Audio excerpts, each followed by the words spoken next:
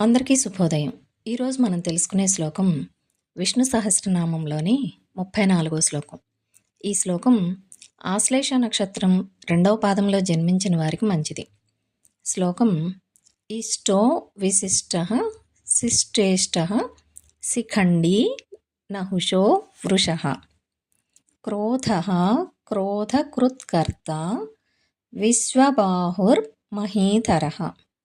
అంటే పరమానంద స్వరూపుడు కావున అందరి చేత ఆరాధింపబడుతూ అన్నింటా సర్వాంతర్యామిగా ఉండటం వలన దేనికిని భిన్నుడు కాని ఆ పరమాత్మ సజ్జనులు భక్తిపరులు అయిన వారు ఎవరు ఏ పేరుతో పిలిచినా ఏ రూపమున ఆరాధించినను వారి ఇష్టదైవత తనే అయి నెమలిపురిని భూషణముగా ధరించిన శ్రీకృష్ణుడై సర్వభూతములను మాయతో బంధించి ధర్మస్వరూపుడై సాధకుల్లో క్రోధము లేకుండా చేయుచు క్రోధము పగ వహించి ఉండేవారిని నిర్మూలించుచు సజ్జనులను ఆదుకొనుటకు దుర్జనులను దండించుటకు సమర్థములైన చేతులు ప్రపంచమంతటా కలిగి అందరి అర్చనలను అందుకొనుచున్న ఆ శ్రీమన్నారాయణునకు శిరస నమస్కరించుచున్నాను అని అర్థం.